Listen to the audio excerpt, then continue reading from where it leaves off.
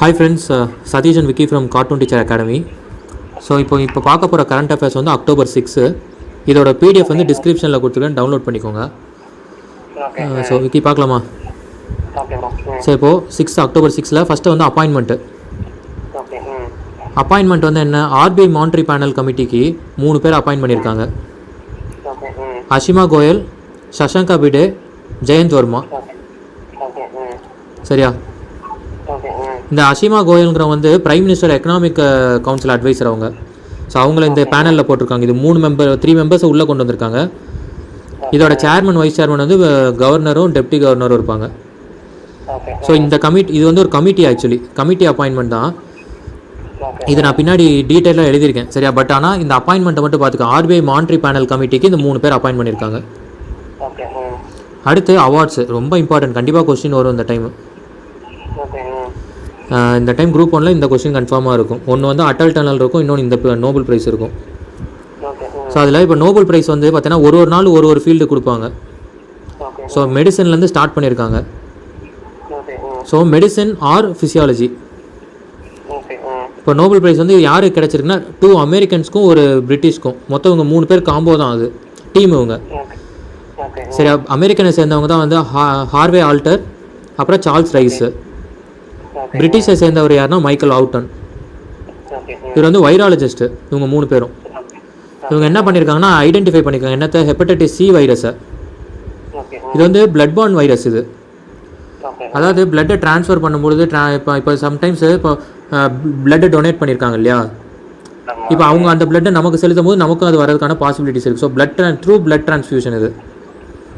So அந்த infected percent வந்து இன்னொரு பர்சனுக்கு வரும்பொழுது இது வந்து டிரான்ஸ்மிட் ஆயிரும். அதே மாதிரி சிரஞ்சஸ்லாம் இருக்குது இல்லையா, அது மாதிரி இது அந்த ஸோ அப்படிலாம் டிரான்ஸ்மிட் ஆகிறதுக்கான வகைகள் இது, சரியா? பட் இதை வந்து என்ன பண்ணியிருக்காங்க, இந்த இதை வந்து முன்னாடி ஏபின்னு 2 தான் இருந்தது. ஸோ ஏபி இல்லாததை வந்து நான் ஏபின்னு சொல்லிட்டு இருந்தாங்க. ஸோ இப்போ தான் இந்த சிக்குன்னு என்ன இது அப்படிங்கிறத ஐடென்டிஃபை பண்ணியிருக்காங்க. இப்போ ஐடென்டிஃபை பண்ணியிருக்காங்க. இந்த ஐடென்டிஃபிகேஷனை வச்சு தான் பின்னாடி என்ன பண்ண போகிறாங்க, அதுக்கு ட்ரீட்மெண்ட்டு அதெல்லாம் வந்து கண்டுபிடிச்சிருவாங்க. அது என்னன்னு தெரிஞ்சாதானே ஃபஸ்ட்டு அதுக்கு ஏற்ற ட்ரீட்மெண்ட் எடுக்க முடியும். ஸோ அதை தான் இவங்க என்ன பண்ணியிருக்காங்க, அதை தான் இப்போ கண்டுபிடிச்சிருக்காங்க. அது என்ன அப்படிங்கிறத கண்டுபிடிச்சிட்டாங்க. அது இப்போ அதுக்கு தான் ஹெப்படைட்டிஸ் சி வைரஸ்ன்னு சொல்லியிருக்காங்க. இப்போ இது எங்கே அஃபெக்ட் ஆகுனா லிவரை தான் இது அஃபெக்ட் பண்ணும். ஹெப்படைட்டிஸில் அந்த ஹெப்பா அப்படிங்கிறது லிவர்னு அர்த்தம், இட் இஸ்னா டிசீஸ்டுன்னு அர்த்தம், சரியா? ஸோ ஹெப்படைட்டிஸ் சி இது வைரஸ், சரியா? கொஸ்டினில் வந்துடுவோன்னே ABCD 4 கொடுத்துருவாங்க. அதில் இப்படியும் வர வாய்ப்பு இருக்குது, சரியா? இப்போ ஃபேக்ஸ்னு ஒன்று எடுத்து எழுதிருக்கேன் பாரு, இது அடிஷ்னல் ஃபேக்ஸு. அப்போ நோபல் ப்ரைஸை கொடுக்குறாங்கன்னு சொல்லியாச்சு. அப்போ நோபல் ப்ரைஸ் எப்படி ஆரம்பிச்சுன்னு அந்த ஹிஸ்ட்ரி தெரியணும் இல்லையா?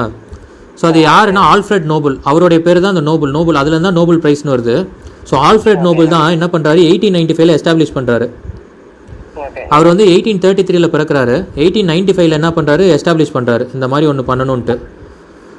ஸோ ஃபஸ்ட் டைம் எப்போ கொடுக்குறாங்கன்னா 1901 தான் கொடுக்க ஆரம்பிக்கிறாங்க. மொத்தம் 5 கேட்டகரிக்கு கொடுப்பாங்க: கெமிஸ்ட்ரி, லிட்ரேச்சர், ஃபிசிக்ஸு, மெடிசன். இந்த 4ஐயும் யார் கொடுப்பான்னா ஸ்வீடிஷில் கொடுப்பாங்க. இன்னொன்று பீஸ்னு ஒரு கேட்டகரி இருக்குது, அது வந்து நார்வேல கொடுப்பாங்க, சரியா? ஸோ இதோட ப்ரைஸ் பண்ணி எவ்வளோனா 8.18 crore. அந்த இப்போ எழுதியிருக்கேன் பாரு கீழே, அடிஷ்னல் ஃபேக்ட் இது. ஹெப்படைட்டிஸ் சி பார்த்தோம் இல்லையா, இப்போது ஹெப்படைட்டிஸ் பி வந்து யார் கண்டுபிடிச்சா அப்படின்னா பரூக் ப்ளூம்பர்க். அது சரியா? பரூக் ப்ளூம்பர்க் எப்போனா 1965 கண்டுபிடிக்கிறாரு. ஆனால் ப்ரைஸ் வந்து எப்போ கொடுக்குறாங்க, 1976 நோபல் ப்ரைஸ் கொடுக்குறாங்க. ஸோ சம்டைம்ஸ் ஹெப்படைட்டிஸ் பியை பற்றி கூட கேட்டுறதுக்கு வாய்ப்புகள் உண்டு, சரி? அதனால தான் எடுத்து எழுதியிருக்கேன். மோஸ்ட்லி போக மாட்டாங்க, இருந்தாலும் நம்ம ஒரு சேஃபர் சைடுக்காக எழுதியிருக்கேன்.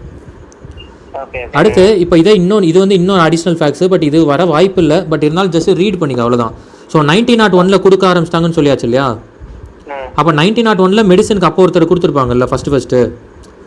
ஸோ அந்த பர்சன் தான் இந்த இது எமில் ஓன் பெஹரிங்கிறவரை தான் வந்து ஃபஸ்ட்டு டைம் வந்து மெடிசனுக்காக வாங்குறாரு 1901. இப்போ 2020 தான் இப்போ நம்ம பார்த்தது மேலே 2 அமெரிக்கன்ஸ், ஒரு பிரிட்டிஷு.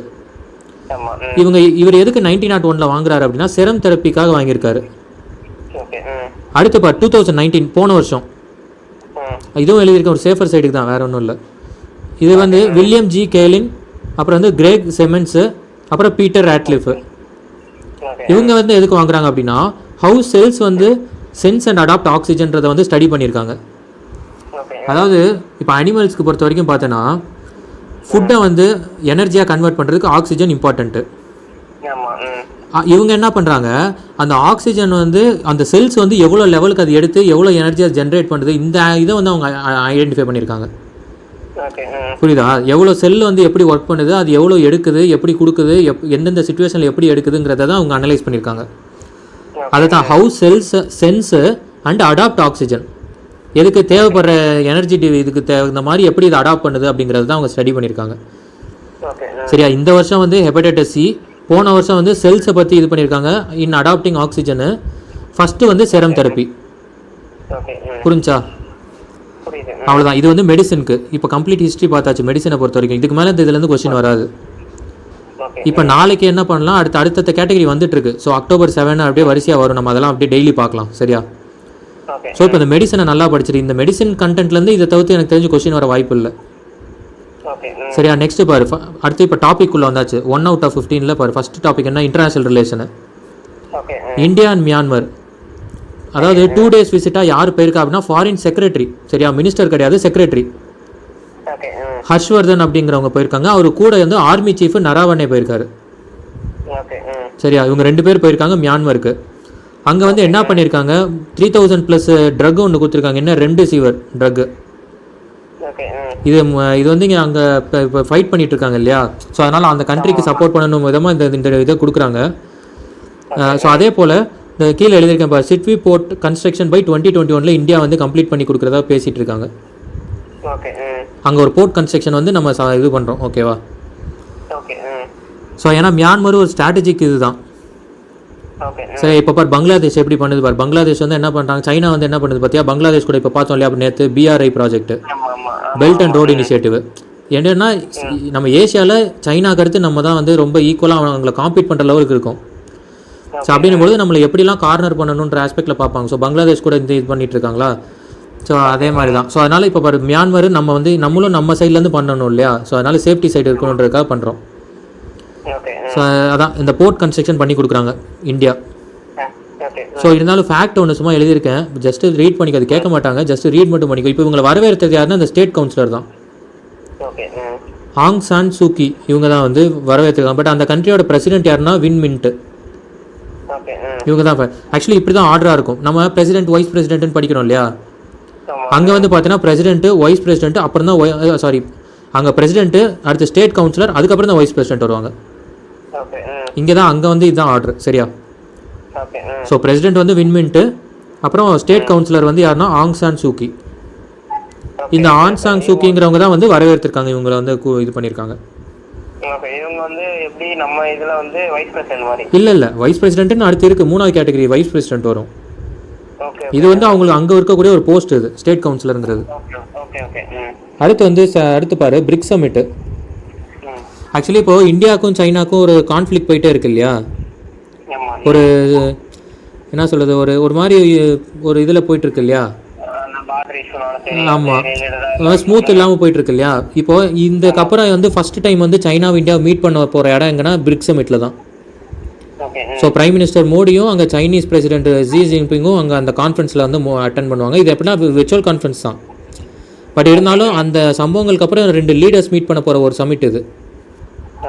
சரியா? ஃபஸ்ட்டு சமிட்டு இது எப்போ நடக்க போகுதுன்னா, இது வந்து இது ஆக்சுவலி இது 12th சமிட். சரியா? ஃபஸ்ட்டு அதை பார்த்துட்டு 12th சமிட் பக்கத்தில் எழுதியிருக்கேன் பாரு.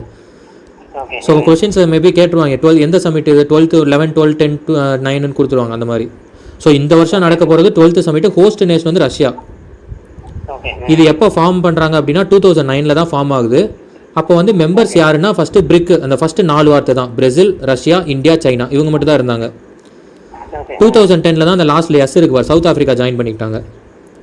ஸோ இப்போ மொத்தம் எத்தனை பேர் இருக்காங்க, 5 மெம்பர்ஸ். சமிட் 12th சமிட்னு சொல்லிட்டோம் இல்லையா? எப்போ நடக்க போகுதுன்னா November 17 நடக்க போகுது. பார்த்தாச்சா? இது கிளாரிஃபைடா? இப்போ ஃபேக்ட்ஸ் ஒன்று எழுதியிருக்கேன் பாரு எக்ஸ்ட்ரா. அந்த 2009 ஆரம்பிக்குது அப்படின்னா அப்போ ஃபஸ்ட்டு அந்த இடத்துல எப்போ ஹோஸ்ட் நேஷன் யாருன்னா ரஷ்யா தான். அதே போல் பாரு, இப்போ 2020 இவங்க தான் பண்ண போகிறாங்க.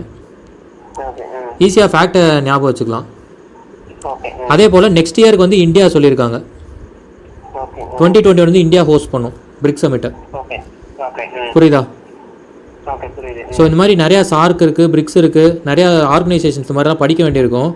ஸோ அதெல்லாம் பின்னாடி படிச்சுக்கலாம் அது. பட் இது வந்து நியூஸில் வந்தனால இது கொஸ்டின்ஸில் வரதுக்கு வாய்ப்புகள் இருக்குது. சரி, அதனால தான் அந்த ஃபேக்ட் எடுத்து எழுதிக்கிட்டேன். சரியா, ஜஸ்ட்டு ரீட் பண்ணிக்க, அவ்வளோதான். ஸோ அடுத்து பாரு defence. Okay. So 4th topic, 15 டாபிக்ஸில் இது 4th topic. Okay. Smart missile. Already நம்ம வந்து பிரம்மோஸ் பார்த்துட்டோம், அப்புறம் வந்து சௌரியா மிசைல் பார்த்துட்டோம். இது வந்து ஸ்மார்ட் மிசைல். ஓகே.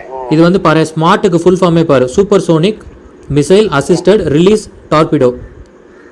ஓகே, அப்போ இது வந்து க்ரூசைலாக இருக்கும்னு நினைக்கிறேன்.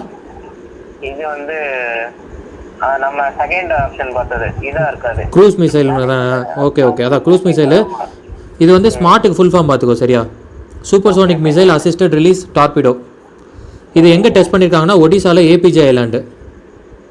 இதை டெஸ்ட் பண்ணது யார்? DRDO as usual. ஸோ டிஆர்டிஓலாம் நம்ம ஆல்ரெடி டீட்டெயில்டாக ஃபஸ்ட்டு நாளே பார்த்துட்டோம். டிஆர்டிஓட சேர்மன் யார்? சதீஷ் ரெட்டி. அதே போல் அது ஃபஸ்ட்டு ஃபார்ம் பண்ண இது அப்போ சேர்மனாக இருந்தது யாருன்னா அவினாஷ் சந்தர். அக்டோபர் 1 2 பார்த்துட்டோம். இது எல்லாமே டீட்டெயில்டாக டிஆர்டிஓ பார்த்தோம். அதனால தான் நான் இதில் எதுவும் எழுதலை. சரியா, ஸோ அந்த இதெல்லாம் நம்ம பார்த்தாச்சு. இப்போ வந்து என்ன அப்படின்னா, இப்போ நம்ம இந்த ஸ்மார்ட் மிசைலை பற்றி பார்க்கணும். இது எதுக்கு அப்படின்னா, இது வந்து ஒரு ஆன்டி சப்மரைன் வார்ஃபேர். அதாவது சப்மரைன்ஸை தாக்குறதுக்காக டிசைன் பண்ண மிசைல் தான் இந்த ஸ்மார்ட் மிசைல். அதுதான் ஏஎஸ்டபிள்யூன்னு சொல்கிறாங்க, ஆன்டி சப்மரைன் வார்ஃபேர் ஆப்ரேஷனுக்காக இது யூஸ் பண்ணுறாங்க இந்த மிசைலை. இதை வந்து நம்ம ஏர்கிராஃப்ட்லேருந்தும் லான்ச் பண்ணலாம், சப்மரைன் வார்ஷிப்லேருந்தும் லான்ச் பண்ணலாம்.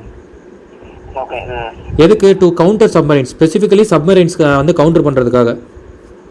மெயினாக சைனீஸ் சப்மரைன்ஸ் பார்த்தோன்னா அங்கே இப்போ அவங்க இன்க்ரீஸ் பண்ணிகிட்டே இருக்காங்க. ஸோ மெயினாக இது வந்து ரொம்ப என்ன சொல்கிறது, நமக்கு ஒரு அட்வான்டேஜான இது. இந்த கண்டுபிடிப்பு வந்து நம்மளுக்கு ரொம்ப பாசிட்டிவான இது. இதோட அட்வான்டேஜே என்னென்னா, இது லாங் ரேஞ்சை கூட தாக்கும் இந்த ஸ்மார்ட் மிசைலு. ஆக்சுவலி இயர்லியராக எப்படி யூஸ் பண்ணுவாங்கன்னா, சப்மரைன்ஸில் டார்பிடோன்னு ஒன்று இருக்கும். நம்ம படத்துலலாம் நிறையா பார்த்தோன்னா டார்பிடோன்னு சொல்லுவாங்க. ஸோ இந்த சப்மரைன் மூவிஸ்லாம் பரவாயில்ல சொல்லுவாங்க, டார்பிடோ லான்ச்னுவாங்க. ஸோ அது என்னென்னா, அது அந்த மிசைல் தான் அது வந்து டிஏஎல் அப்படின்னு சொல்லுவாங்க, டார்பிடோ அட்வான்ஸ்ட் லைட். அது பேர். அது வந்து ஷார்ட் டிஸ்டன்ஸ் தான் ட்ராவல் ஆகும்.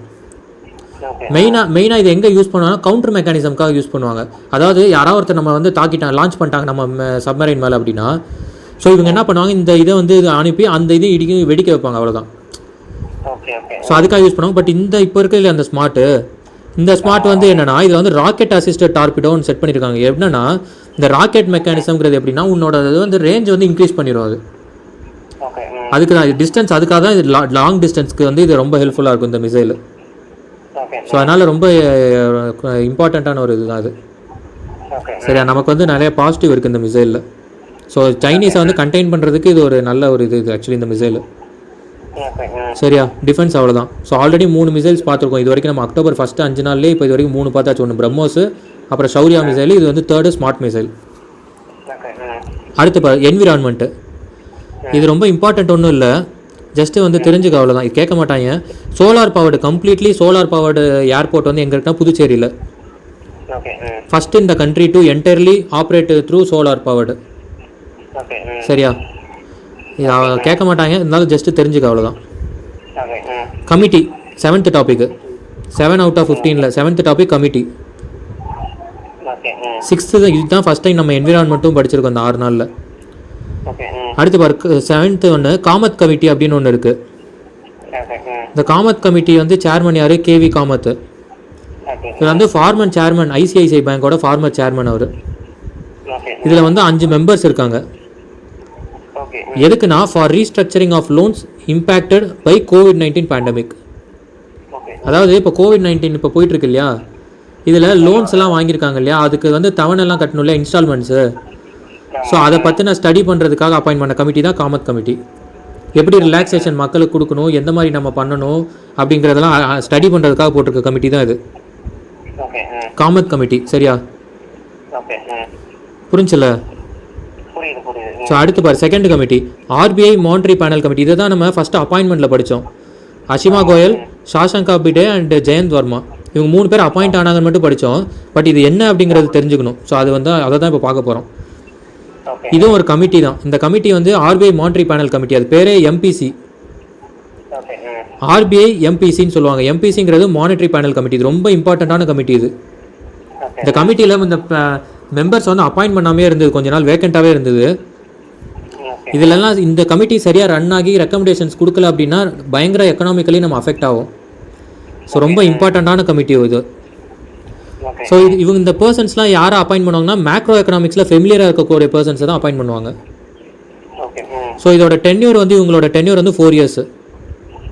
இந்த பேனலில் இருக்காங்களே அந்த 3 பேர், இவங்களோட டென்யூர் வந்து 4 years. ஸோ அப்போ எப்போ ரிட்டையர்மெண்ட் ஆவாங்க, அவங்களோட டென்யூர் முடியுங்கிறது தெரியும். அப்போனா இதே மாதிரி தான் நம்ம பழைய மெம்பர்ஸும் ரிட்டையர்மெண்ட் ஆகிறது எப்போன்றது தெரிஞ்சிருக்கும். ஆனால் கூட அவங்க அப்பாயின்மெண்ட் பண்ணால் கவர்மெண்ட் டிலே பண்ணியிருக்கு ஆக்சுவலி. சரி, அது எதனாலன்னு தெரியல, பட் ஆனால் டிலே பண்ணியிருக்காங்க அவங்க. இப்போ இவங்களோட வேலை என்னன்னா to decide on interest rate to keep the inflation in check. Interest ரேட்ஸ்லாம் என்ன பண்ணலாம் வைக்கலாம்னு சொல்லி இவங்க மெயினாக இவங்களோட ப்ளே இதுதான்.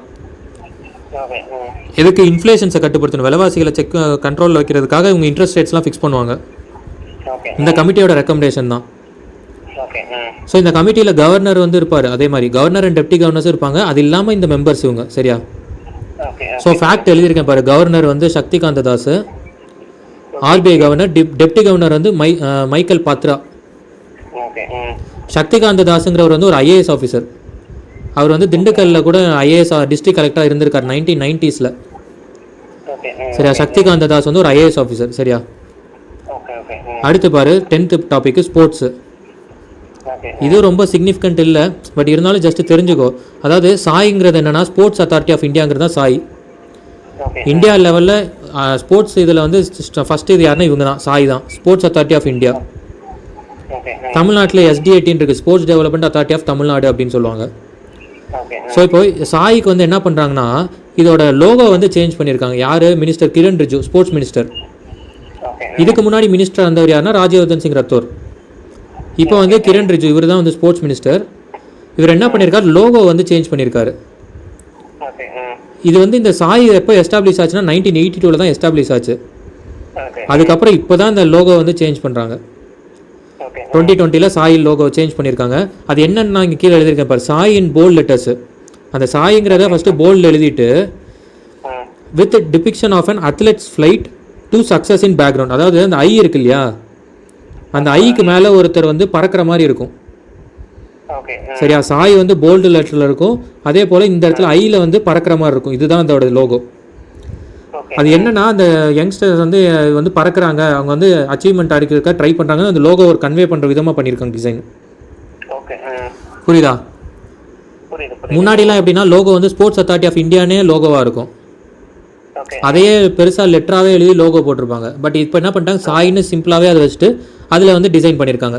ஸோ இப்போ தான் சேஞ்ச் பண்ணுறாங்க. இது எப்போ எஸ்டாப்ளிஷ் பண்ணியிருக்காங்கன்னா 1982 தான் எஸ்டாப்ளிஷ் ஆனது. சரியா? ரொம்ப சிக்னிஃபிகண்ட் ஒன்றும் இல்லை, பட் ஆனால் ஜஸ்ட் தெரிஞ்சுக்கானா. அடுத்த டாபிக் பாரு, 14th ஒன், ஜாகிரஃபி. சைக்ளோன் காமான்னு சொல்லி மெக்சிகோ வந்து மெக்சிகோவில் வந்து வந்திருக்கு, உருவாகிருக்கு சைக்ளோன் காமா. சரியா? இதை பற்றி காமா பற்றி ரொம்ப இதாக டெப்த்தாக படிக்க வேண்டிய ஒன்றும் அவசியம் இல்லை. பட் மெக்சிகோவில் வந்த சைக்ளோன் பேர் காமா. சம்டைம்ஸ் கொஸ்டினில் கேட்டுருவாங்க, அதை தவிர்த்து ஒன்றும் பெருசாக கேட்க மாட்டாங்க. ஸோ நெக்ஸ்ட் பாரு, 10% ஆஃப் வேர்ல்டு பாப்புலேஷன் வந்து கொரோனாவில் அஃபெக்ட் ஆயிருக்குன்னு சொல்லி சொல்லியிருக்கு, world health organisation. So 760 crore 10% 76 வச்சிருக்கு சொல்லியிருக்காங்க. 76 crores பாதிச்சிருக்கு சொல்லியிருக்காங்க. பட் இது நமக்கு ஒன்றும் கொஸ்டின் வராது. எதுக்காக எழுதுனேன் அப்படின்னா, இந்த வேர்ல்டு பாப்புலேஷன் சொல்லி ஒரு கேட்டகரி வரும்போது நம்ம ஜாகிரஃபியில் எப்படியும் பாப்புலேஷனை பற்றி படிப்போம். அதனால ஒரு ஃபேக்டாக இங்கே எழுதியிருக்கேன், சும்மா ஜஸ்ட்டு தெரிஞ்சுக்கோ. சைனா வந்து வேர்ல்டில் ஃபஸ்ட்டு பாப்புலேட்டட் கண்ட்ரி சைனா தான். அடுத்து வந்து செகண்ட் இந்தியா, தேர்ட் USA. அவ்வளோதான். மெயினாக இந்த 3 பாயிண்ட்டை சொல்கிறதுக்காக, இந்த ஆர்டரை சொல்கிறதுக்காக தான் உனக்கு நான் அந்த பாயிண்ட் எழுதுனேன் இதில். சரியா? ஏன்னா இதுதான் முக்கியம், இந்த ஆர்டர் தான் முக்கியம். சைனான்றது எல்லாரும் தெரியும், இந்தியா, USA. அதே போல் டெரிட்டரி வைஸில் வந்து எது வந்து பெருசு, லேண்ட்ஸ்கேப்பில் எது வந்து பெருசுன்னெலாம் எழுதணும், அதுவும் கேட்பாங்க. அதெல்லாம் ஜாகிரஃபி படிக்கும்போது படிச்சுக்கலாம். சரியா? ஸோ இவ்வளோதான். October 6 முடிஞ்சிருச்சு, அவ்வளோதான். சரியா? படிச்சிரு. முக்கியமாக இதில் இம்பார்ட்டன்ட் என்னென்னா நோபல் ப்ரைஸ் தான். இன்னும் நெக்ஸ்ட் 4 daysக்கு நோபல் ப்ரைஸ் டெய்லி ஒன்று அனௌன்ஸ் ஆகிட்டே இருக்கும். ஸோ இப்போ நம்ம எடுத்த மாதிரி கம்ப்ளீட்டாக ஒரு ஹிஸ்ட்ரி எடுத்துட்டோன்னு வச்சுக்க, முடிஞ்சு போச்சு, அவ்வளோதான். இதுக்கு மேலே அதுலேருந்து கேட்கவே முடியாது எப்பயும். சரியா? ஸோ அது படிச்சிரு. நாளைக்கு October 7 வந்து நம்ம நாளைக்கு பார்க்கலாம். ஓகேவா?